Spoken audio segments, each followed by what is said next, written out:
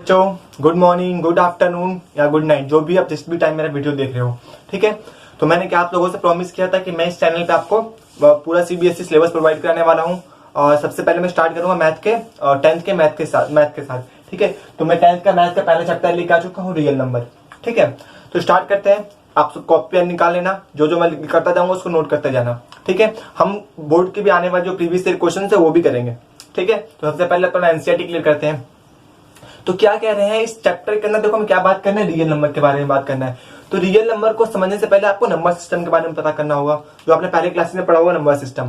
देखो number system क्या होता है, तो कितने तरह का नंबर सिस्टम है। एक तो हमारा डेसिमल नंबर सिस्टम होता है, जो हमें इस साल पढ़ने वाले हैं। ठीक है, एक होता है मेरा बाइनरी नंबर सिस्टम, जिसके अंदर सिर्फ दो नंबर होते हैं। जैसे कि हमारा कंप्यूटर लैंग्वेज है वो बाइनरी लैंग्वेज होता है, वो बाइनरी नंबर सिस्टम को ही समझता है। ठीक है, एक होता है ऑक्टा नंबर सिस्टम और एक होता है हेक्सा नंबर सिस्टम। ठीक है, तो ये तीन चार नंबर और भी नंबर सिस्टम है, लेकिन तीन चार हम जनरली यूज करते हैं। तो हम इसके अंदर हमें 10वीं क्लास के अंदर पढ़ना है डेसिमल नंबर सिस्टम के बारे में। ठीक है, मोस्टली हमें डेसिमल नंबर सिस्टम के ऊपर ही वर्क करना है। ठीक है, तो ये चैप्टर स्टार्ट करने से पहले मैं दो तीन बातें आपको बता दूं, आपको शायद पता भी होगा लेकिन फिर भी मैं बता देता हूं एक बार। क्या है, पहला क्या है मेरा, आपको पता है नेचुरल नंबर क्या होता है? चलो बताओ नेचुरल नंबर क्या होता है, जल्दी जल्दी बताओ, कमेंट कर देना मेरे को कितने लोगों को पता है पहले वीडियो देखते के साथ ही। नेचुरल नंबर वो नंबर है जो सारे number 1 2 3 4 dot dot dot infinity, ये सारे नंबर क्या है, मेरे नेचुरल नंबर है। ठीक है, फिर आता है मेरा होल नंबर। होल नंबर क्या होता है, कौन कौन बताएगा? होल, देखो नेचुरल नंबर के अंदर जीरो नहीं है ना, होल नंबर के अंदर क्या होता है, जीरो इंक्लूड हो जाता है। ठीक है, होल नंबर के अंदर क्या होता है, जीरो इंक्लूड हो जाता है। फिर आता है मेरा थर्ड नंबर पे आता है मेरा, होल नंबर हो गया। थर्ड नंबर पे आता है मेरा इंटीजर। ठीक है, थर्ड नंबर पे क्या आता है मेरा, इंटीजर्स। अब इंटीजर्स क्या होता है, देखो नेचुरल नंबर क्या था, प्लस की सारी वैल्यू थी पॉजिटिव 1 से लेके। होल नंबर क्या था, प्लस से लेके इन्फिनिटी तक की सारी पॉजिटिव, जीरो से लेके इन्फिनिटी तक की सारी पॉजिटिव वैल्यू, कुछ भी हो सकता है। ठीक है, अब इंटीजर्स क्या होता है, इंटीजर्स क्या होता है, अब देखो ये सब पॉजिटिव पॉजिटिव था ना, इंटीजर के अंदर नेगेटिव वैल्यू भी इंक्लूड हो जाती है।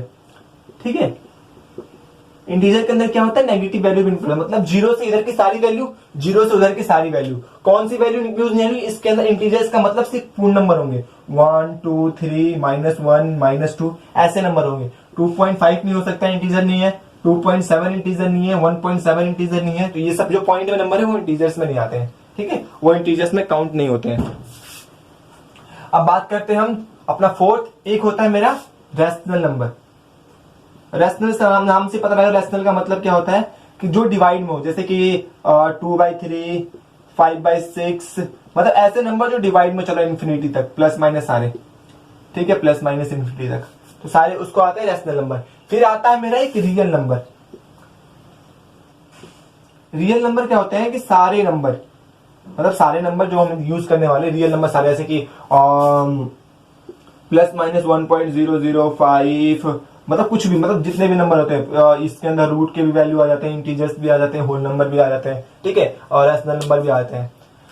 ये होता है मेरा ये हमें इसके अंदर क्या बात करना है, रियल नंबर के ऊपर बात करना है। मतलब इसके अंदर हम रैशनल नंबर भी सीख लेंगे, इंटीजर के ऊपर वर्क करना है, होल नंबर के ऊपर वर्क करना है, नेचुरल नंबर के ऊपर वर्क करना है, क्योंकि रियल नंबर के अंदर सारे नंबर आ रहे हैं। ठीक है, तो स्टार्ट करते हैं फिर हम अपना चैप्टर। ये यूक्लिड, सबसे पहले रियल नंबर के अंदर सबसे पहले हमें एनसीईआरटी में इंट्रोड्यूस किया गया है यूक्लिड डिवीजन लेमा। किससे इंट्रोड्यूस किया गया है, यूक्लिड डिवीजन लेमा।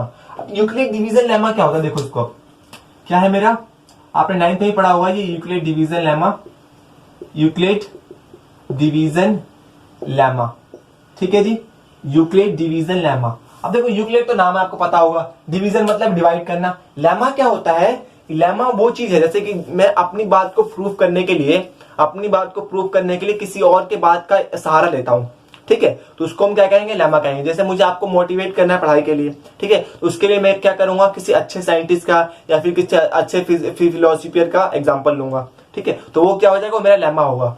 तो वही यूक्लिड ने किया, यूक्लिड ने क्या किया कि एक डिवीजन का रूल था। आपको पता है डिवाइड करना तो पता ही होगा आपको। जैसे कि मुझे 22 को 4 से, एग्जाम्पल मानो 4 से डिवाइड करना था, तो मैं 22 को 4 से डिवाइड करूंगा तो क्या आएगा, 5 टाइम्स में कितना आ जाएगा, 20 आ जाएगा। ठीक है, 2 बचेगा। क्लियर है, इसको हम क्या कहते हैं, डिवाइजर कहते हैं। ठीक है, इसको क्या कहते हैं? डिविडेंड कहते हैं। इसको डिविडेंड कहते हैं। इसको क्या कहते हैं? कोसेंट कहते हैं। इसको क्या कहते हैं हम? कोसेंट कहते हैं। और इसको क्या कहते हैं हम? रिमाइंडर कहते हैं। ये बात तो आपको पता होगा, ये सारी बातें आपको पता होगी जहां तक मुझे पता है। रिमाइंडर कहते हैं, ठीक है। तो यूक्लिड ने क्या किया, इस चीज को देखो ऐसे जानते थे सब, ठीक है। यूक्लिड ने क्या किया कि इसको इसने ऐसे बताया, मतलब एक कान तो ऐसे पकड़ रहे थे, अब उसने बोला कान को नहीं ऐसे नहीं, अब ऐसे पकड़ो। मतलब क्या किया इसने डिविडेंड को, डिविडेंड ऐसे बताया इसने, डिविडेंड इज इक्वल टू में डिवाइजर, ठीक है, divisor into quotient plus remainder. इसने इस चीज को ऐसे बता दिया। मतलब क्या किया कि जो डिविडेंड था, जो डिवाइड करते हैं जिसको हम, बीच में जो रहता है, उसको इसने इक्वल टू में लिखा। देखो 22 को मैं ऐसे भी तो लिख सकता हूं, 22 इज इक्वल टू में 4 इंटू 5 प्लस 2 लिख सकते हैं। 22 इज इक्वल टू में 4 इंटू 5 प्लस में 2। देखो 5 हो गए 20, 2 22, सेम चीज आ रहा है। 5 4 20, 20 प्लस 2 22, सेम चीज आ गया। तो 22 को ऐसे भी लिख सकते हैं। तो यूक्लिड ने इसी बात को बोला, किसका सहारा लेके? इस चीज का सहारा लेके। तो उसको कहते हैं न्यूक्लियर डिवीजन लेमा, ठीक है। अभी 2-3 एग्जांपल करते हैं तो आपको अच्छे से क्लियर होगा, ठीक है। इसने इसको इस फॉर्म में बताया कि ए और बी कोई इंटीजर होगा, ए एंड बी कोई इंटीजर होगा, कोई भी एक इंटीजर होता है, प्लस माइनस कोई वैल्यू हो सकती है, ठीक है। तो कैसे लिख सकते हैं? अगर मान लेता हूं ए बी से बड़ा है तो उसको मैं कैसे लिख सकता हूं? ए इज इक्वल टू में B Q plus R. B क्या है? डिवाइजर है। क्यू क्या है? कोसेंट है। आर क्या है? रिमाइंडर है। ए क्या है? डिविडेंड है, ठीक है। तो ये सब चीजें इसने बताई, ठीक है। अब 2-3 एग्जांपल लेता आपको पता लगेगा।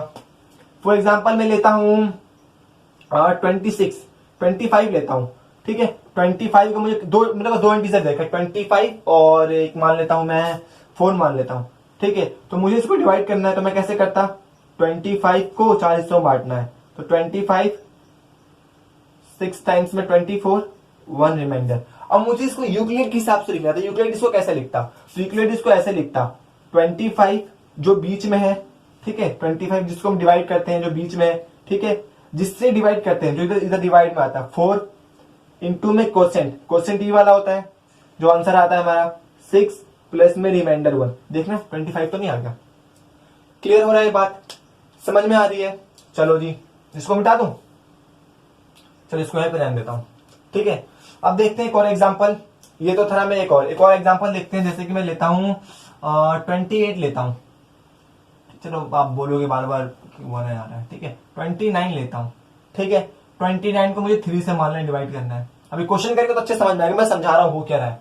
23 है तो उसको डिवाइड करो 3 से, तो कितना आ जाएगा? 27, 9 टाइम्स में 2 बचेगा, ठीक है, 2 बच रहा है। अब यूक्लिड के हिसाब से इसको कैसे लिखे? अगर यूक्लिड होता तो इसको कैसे लिखता? तो यूक्लिड इसको ऐसे लिखता, 29, ठीक है, जो बीच में होता है उसको इधर लिखेंगे, 3 इंटू में 9, डिवाइजर इंटू में कोसेंट प्लस में रिमाइंडर, ठीक है। समझ में आ रहा है? ये बात क्लियर हो रही है?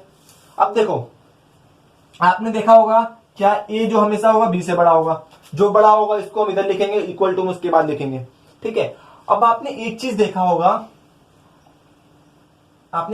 होगा, जो रिमाइंडर आर है, जो आर है उसकी वैल्यू कितना आ रहा है? खुद सोच के बताओ, उसकी वैल्यू क्या? चलो एक और एग्जांपल दे देता हूं आपको। इसको मिटा देता हूं मैं, ठीक है, इसको मिटा देता हूं। आपने समझ नोट कर लिया होगा, इसको मिटाता हूं। एक और एग्जांपल देता हूं आपको। फॉर एग्जांपल 24 है, मुझे इसको 4 से डिवाइड करता हूं। चलो जी, 24 0 6 टाइम्स में, ठीक है। तो इसको मैं इक्वेट के हिसाब से कैसे लिखूंगा? 24 इज इक्वल टू में क्या? 4 इंटू 6, रिमाइंडर 0 है, ठीक है। ये बात क्लियर हो रहा है? अब देखो आर की वैल्यू क्या आ रही है? यहां पर आर की वैल्यू 1 आई, यहां पर आर की वैल्यू 2 आई, यहां पर आर की वैल्यू 0 आई, ठीक है। तो आपने एक चीज गौर किया होगा, ध्यान दिया होगा, आर की वैल्यू कहां से कहां हो सकती है? जो आर जो है उसकी वैल्यू या तो 0 के बराबर हो सकती है, कभी आर की वैल्यू कभी नेगेटिव नहीं होगी, -3 नहीं आ सकता आर की वैल्यू -5 नहीं आ सकता। ये तो बेसिक रूल है, ये तो आप सबको पता होगा कि आर की वैल्यू हमेशा जो होगी पॉजिटिव रहेगी, नेगेटिव 0 होगी या फिर 0 से बड़ी होगी, ठीक है। तो आर की वैल्यू 0 या फिर 0 के बराबर हो सकती है, ठीक है, 0 से बड़ी या फिर 0 के बराबर हो सकती है। और आर की वैल्यू मैक्सिमम कितनी हो सकती है?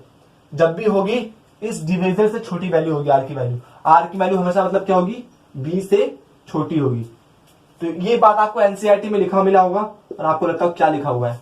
ठीक है, तो आर की वैल्यू कहां से हो सकती है, या तो 0 के बराबर होगी, ठीक है, 0 से बड़ी या फिर 0 के बराबर होगी, लेकिन बी से छोटी होगी। बी क्या था, यहां पर हमारा डिवाइजर था, ठीक है, जिससे हम डिवाइड करते हैं, जो यहां पर होता है।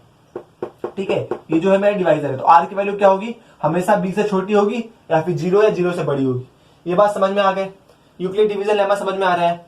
चलो जी, अब देखो इसका यूज क्या है, इसका यूज हम कहां करते हैं, इसका यूज करते हैं हम दो नंबरों के बीच में एचसीएफ निकालने का। अब एचसीएफ क्या होता है अभी आपको बताऊंगा। एचसीएफ होता है हाईएस्ट कॉमन फैक्टर, या तो अगले वीडियो में बताऊंगा, इसी वीडियो में अगर वीडियो लेंथी नहीं हुई तो उसमें करा दूंगा मैं। ठीक है, तो इस चीज को नोट करना है तो नोट कर लो, फिर मैं आगे बढ़ता हूँ। ये था मेरा, यही था, इन्होंने यूक्लिड डिवीजन यूक्लिड का लेमा यही था, पर मैं 1.1 जो भी आपको लिखा हुआ थ्योरम 1.1। ठीक है, तो ये था पहला हमारा। क्लियर है, आसान है, ये बहुत ही आसान है, मतलब कि कई हुई बातों को उन्होंने अपने तरीके से लिखा हुआ तरीके से बताया, किसको हम ऐसे भी लिख सकते हैं। इन्होंने फर्स्ट टाइम ऐसा किया था, इसलिए इनका नाम पड़ गया यूक्लिड डिवीजन लेमा। क्लियर है, चलो जी, इसको तो मैं यही रहने देता हूं। अब देखो दो तीन हम एग्जाम्पल लेते हैं। फॉर एग्जाम्पल मैं लेता हूं 236 एंड 196। ठीक है, अब बताओ इसमें किसको किससे डिवाइड करूंगा। अब क्वेश्चन में आ जाएगा, इसको यूक्लिड डिवीजन लेमा के हेल्प से अभी जब एक्सरसाइज करेंगे ना 1.1 तो अच्छे समझ में आएगा क्वेश्चन करते कैसे हैं, मतलब बोर्ड में रिप्रेजेंट कैसे करेंगे तो वो बताऊंगा मैं आपको। ठीक है, तो अब इसको इससे डिवाइड करना है। ठीक है जी, करो, किसको कौन सा अंदर रखो कौन सा बाहर रखो, किसको डिवाइड करो किससे। अब आपको ये बात पता हो, जो वैल्यू बड़ी होगी, जो वैल्यू बड़ी होगी उसको हम डिवाइड करेंगे। तो 236 को, चलो मैं कोई छोटी वैल्यू से डिवाइड हो जाए, चलो 196 से मैं डिवाइड कर देता हूँ। 206 को 196 से डिवाइड करूंगा। ठीक है, तो करो, कितना है, 1 टाइम्स में जाएगा 196, कितना बचेगा मेरे पास 0 9 to 4 40 बचेगा। ठीक है, अब फर्दर डिवाइड हो सकता है, देखो हो तो सकता है कि वैल्यू लेकिन अब आएगी, जो वैल्यू आएगी पॉइंट के अंदर आएगी, तो हमें पॉइंट वाली वैल्यू नहीं लेनी ना, हमें क्या लेना है, हमेशा एक रियल नंबर लेना, एक इंटीजर लेना है। अगर ये पॉइंट में आया तो उसको वहां पे 0 लगाता, ठीक है, यहाँ पॉइंट करता तो फिर ऐसे करके वैल्यू आती, तो हमें कोई वैल्यू पॉइंट में नहीं चाहिए। ठीक है, ये देखो तो कितना आया मेरा, ये 236 डिविडेंड था, डिविडेंड को मैं लिख दिया 236, डिवाइजर क्या था 196। क्वेश्चन क्या आया मेरा 1 आया, प्लस में रिमाइंडर कितना आया 40 आया। अब आपने देखा होगा कि रिमाइंडर की वैल्यू कितनी है, मैक्सिमम 40 है। ठीक है, मैक्सिमम कितनी हो सकती थी 196 से छोटी हो सकती थी। ठीक है, एक चीज तो ये क्लियर हुआ। अब देखो इसको कब तक करेंगे, यूक्लिड के हिसाब से यूक्लिड ने क्या कहते हैं, इसको जब तक करो जब तक कि 0 ना आ जाए। ठीक है, अब एचसीएफ निकालना बता रहा हूं आपको, एचसीएफ कैसे निकालते हैं, तो ये एक तरीका हो गया। ठीक है, अब क्या करेंगे, सेकंड थिंग, इसको करने के 2-3 तरीके मैं बताता हूं। एक सिंपल तरीका जो मैं यूज करता हूं, चलो पहले एक वो बताता हूं जो इजी आपको लगेगा। क्या करेंगे, अब ये देखो यहाँ पर 196 और यहाँ पर 40 आ गया। ठीक है, अब क्या करोगे, यहाँ पर 196 को 40 से डिवाइड करो, कितना आएगा 40 80 120 160। ठीक है, 160 200 आएगा, तो 40 180 4 टाइम्स में। ठीक है, 160, यहां बचेगा 36।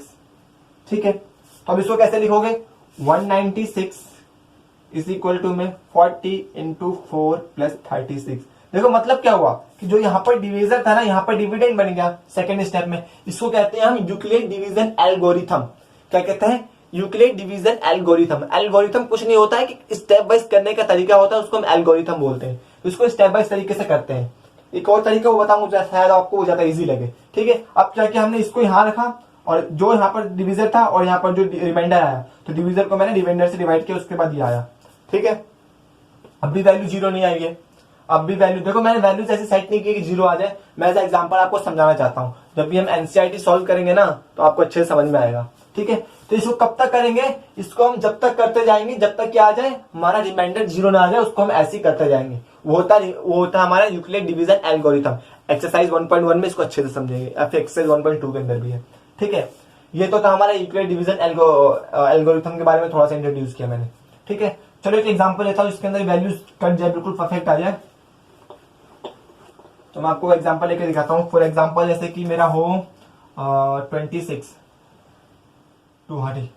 को मुझे किससे करना है, 4 से, वही 4 लेता हूं मैं, 4 मुझे अच्छा लगता है। तो क्या करूंगा 26 को मैं करूंगा 4 से, तो कितना आ जाएगा मेरा 24, 6 टाइम्स में 2 बचेगा। ठीक है, तो इसको कैसे लिखूंगा लिख के बताऊं, क्या लिखूंगा 26, ठीक है, 4 इंटू 6 प्लस 2। ठीक है, नेक्स्ट स्टेप में क्या करूंगा 4 को लूंगा, 4 यहाँ पर क्या था डिविजर था, 4 को लूंगा, किससे डिवाइड करूंगा 2 से डिवाइड करूंगा, 2 रिमाइंडर था, क्या आ जाएगा 4, 2 टाइम्स में रिमाइंडर 0, तो ये आ जाएगा 4 इज इक्वल टू में 2 इंटू 2 प्लस 0। ठीक है, अब 0 आ गया, अब ये आगे फर्दर नहीं हो सकता। तो एचसीएफ क्या होगा इसमें, देखो एचसीएफ इसके अंदर क्या होगा, देखो 2 2 इसको तो मतलब यूक्लिड डिवीजन हमने इसको ऐसे प्रूव कर दिया। ठीक है, एचसीएफ की तो बात ही नहीं यहाँ पर, क्लियर है ये चीज, मतलब इसको जब तक करते जाएंगे जब तक ये चीज 0 ना आ जाए। समझ में आ रहा है, चलो जी एचसीएफ हम अगले उसमें पढ़ेंगे। क्लियर हो गया, चलो तो ये था मेरा यूक्लिड डिवीजन लेमा और यूक्लिड डिवीजन एल्गोरिथम में कुछ मैंने प्रूफ दिए हैं। अब देखो इसको करने का एक सिंपल तरीका क्या है, इसको करने का देखो एक और तरीका है, जैसे कि आपको मैंने आपको बताया था डिवाइड करने के लिए 200, चलो 196 को मैं ले लेता हूँ 3 से डिवाइड करने के लिए लेता हूँ। तो इसको करने का एक और तरीका क्या है जो मैं यूज करता हूँ, 196 है ना, इसको 3 से डिवाइड करते हैं, कितना आ जाएगा 3 5 15, 3 5 15 और 3 2 6, 152, कितना आया 3 5 15, 3 5 15, 3 2 6। ठीक है, तो कितना बचा यहाँ पर मेरा 40 बचेगा। ठीक है, अब क्या करेंगे 40 आ गया ना, ये रिमाइंडर था ना, इस 3 को यहाँ से 52 को उठा के यहाँ ले आओ, मतलब इसको करने का ये भी एक तरीका है। अभी आप जब कराऊंगा ना तो उसमें आपको मैं अच्छे से एक्सप्लेन करूंगा कैसे करेंगे इस चीज को। ठीक है, इसको ऐसे करते हैं, देखो ये आ गया ना रिमाइंडर, इसको डिवाइड, चलो उसको मैं उसी में आपको बताऊंगा अच्छे से। क्लियर है, वीडियो की लेंथ लंबी हो जाएगी नहीं तो। चलो फिर मिलते हैं हम अपने नेक्स्ट वीडियो में, जिसके अंदर हम क्या बात करेंगे, जिसके अंदर हम बात करेंगे यूक्लिड डिवीजन एल्गोरिथम को प्रूव करेंगे अच्छे से। ठीक है, प्रूव मैं बता दीजिए यूक्लिड डिवीजन एल्गोरिथम होता क्या है, कि स्टेप बाय स्टेप करने का तरीका वो यूक्लिड डिवीजन एल्गोरिथम होता है। ठीक है, हम इसके नेक्स्ट वीडियो में देखेंगे एक्सरसाइज 1.1, उसके अंदर जब क्वेश्चंस करेंगे ना तो हमें ज्यादा अच्छे से समझ में आएगा कि हमें करना कैसे, प्रोसीजर क्या होगा। ठीक है, तो ये तरह से मैंने इंट्रोड्यूस किया है, तो आप समझ सकते हो कि मैंने जो पेपर में ना आने वाली चीज उसको मैंने इतने अच्छे से इंट्रोड्यूस किया है, तो आगे मैं कैसे पढ़ाने वाला हूँ। ठीक है, फिर मिलते हैं नेक्स्ट वीडियो में।